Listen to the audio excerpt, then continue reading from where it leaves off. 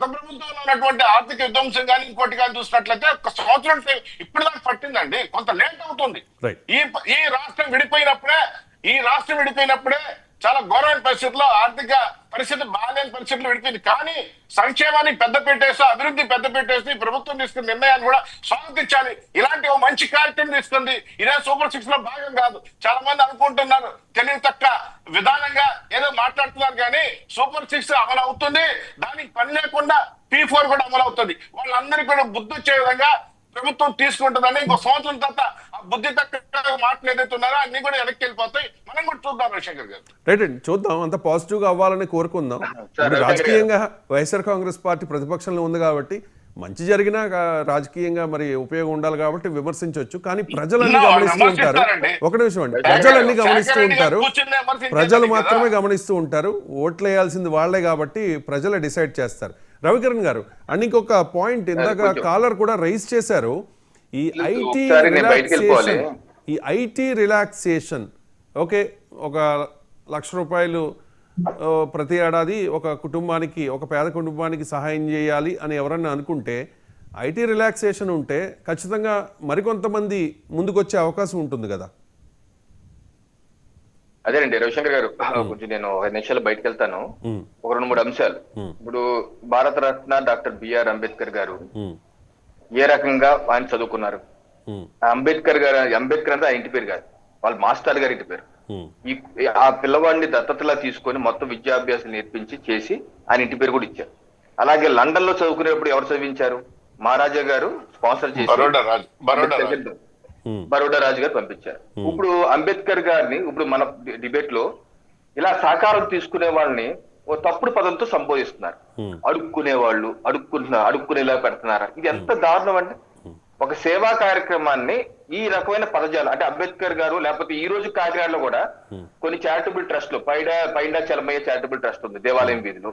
ప్రతిరోజు 2 పూట్ల మధ్యాహ్నం రాత్రి పేద విద్యార్థులకి చదువుకునే విద్య ఉచితంగా భోజనం పెడతారు. నేను కూడా అక్కడికి వెళ్తాను. ఇప్పుడు ఆ పిల్లలందరూ అక్కడ అడుక్కుంటున్నారని చెప్తాం మనం. ఆ పిల్లలందరూ ఆ ట్రస్ట్ అడుక్కుంటున్నారంటున్నాం. ఈ పదాలు తప్పంటున్నారు. మీది ఏదన్నా ఉంటే విమర్శ చేసి సద్విమర్శ చేయండి, ఇలా చేస్తే బాగుండదు. అంటే డైవర్షన్ పాలిటిక్స్. ప్రభుత్వం తన బాధ్యతలను తప్పించుకుంటుంది. ప్రభుత్వం ఏమి చేయదలుచుకోవట్లేదు. ప్రభుత్వం ఎన్టీఆర్ వైద్య సేవలు ఆపేసింది. ప్రభుత్వం వైద్య చదువులు మాన్పించేసింది. గవర్నమెంట్ కాలేజ్ స్కూల్స్ మూయించేశారు. ఈ రకమైనటువంటి మాటలు మాట్లాడటం వల్ల మీ యొక్క డొల్లతనం బయటపడుతుంది. కానీ వేరొకటి కాదు. ఏ ప్రభుత్వం ఏం మానేసిందండి? ప్రభుత్వం ఒక మంచి సదాలోచన, మంచి ఆలోచనతో ఒక కార్యక్రమం అనుకుంది.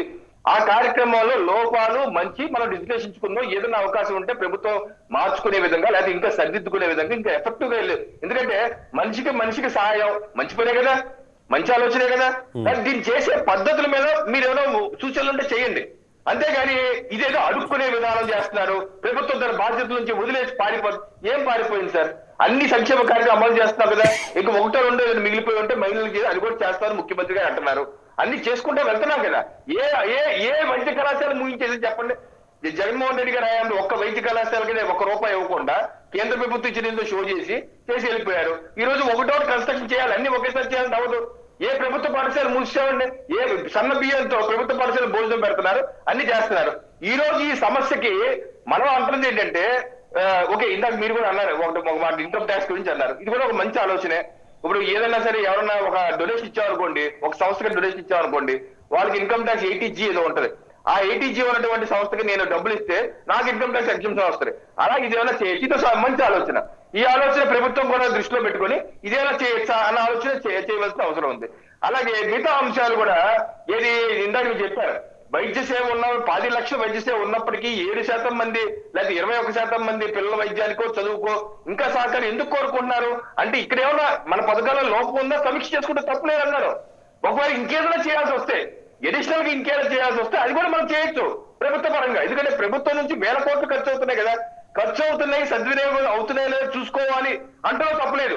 ఆ రకమైనటువంటి ఒక సర్వే లాగా చేసుకుని దానికి కొత్త సమస్యలు ఉన్నాయి ఐడెంటిఫై చేసి ఇక్కడికి ప్రభుత్వం చేయలేకపోతే అప్పుడు దాన్ని సిఎస్ఆర్ ఫండ్స్ నుంచి తీసుకొని చేయొచ్చా, వాళ్ళకి సప్లిమెంట్ చేయడానికి సిఎస్ఆర్ ఫండ్స్ నుంచి తీసుకొని ఏదైనా వాళ్ళకి సప్లిమెంట్ చేసే ఒక కార్యక్రమం రూపొందించచ్చా. ఇప్పుడు పేదలకి నిర్మూలన అన్నది ఆలోచన మంచిదే, కానీ ఆచరణలో ఎంతవరకు సాధ్యం అన్నది కూడా ఒక ప్రశ్న. ఎందుకంటే సంపన్న దేశమైన అమెరికాలో కూడా ఈ రోజు కూడా పేదలు ఉన్నారు. రాత్రికి పడుకోలేక ఇల్లు లేని పేదలు అమెరికాలో కూడా షికాగో నగరంలో నేను స్వయంగా చూశాను. రాత్రి పడుకున్న ఇల్లు కూడా ఉండదు వాళ్ళకి, రోడ్డు మీద పడుకుంటారు. సో సంపన్న దేశమైన అమెరికాలో పేదరికం ఉన్నప్పుడు భారతదేశంలో గరీబీ హటావో అని చెప్పి 50 ఏళ్ళగా ఇందిరాగాంధీ కాంగ్రెస్ పార్టీ అంటానే ఉంది. సో ఈ రోజు వరకు కొంత ఉంది. కానీ ఇందాక వైసీపీ పార్టీ చెప్పిన గణాంకాలు కొంచెం వక్రీకరించిన గణాంకాలు.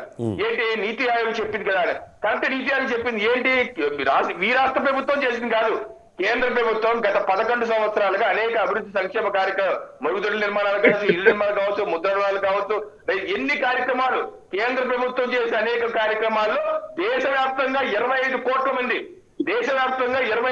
మంది పేదరికం నుంచి బయటకు వచ్చి మన దిగువ మధ్యతరగతికి వచ్చారు.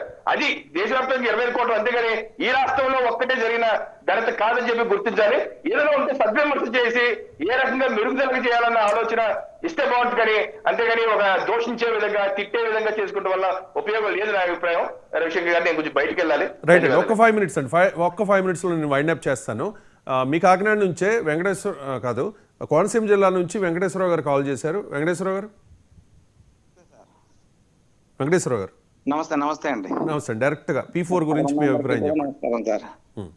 ప్రభుత్వ విధానం అండి, ఏ ప్రభుత్వం వచ్చినా సార్ పేదలకి వాళ్ళు ఇల్లు ఇవ్వాలంటున్నారు. ముందు జ్ఞానం నేర్పుతూ, ఇప్పుడు కార్డులు ఉన్నాయి అనుకుంటే రైస్ కార్డులు ఎవరో కూడా ఉన్న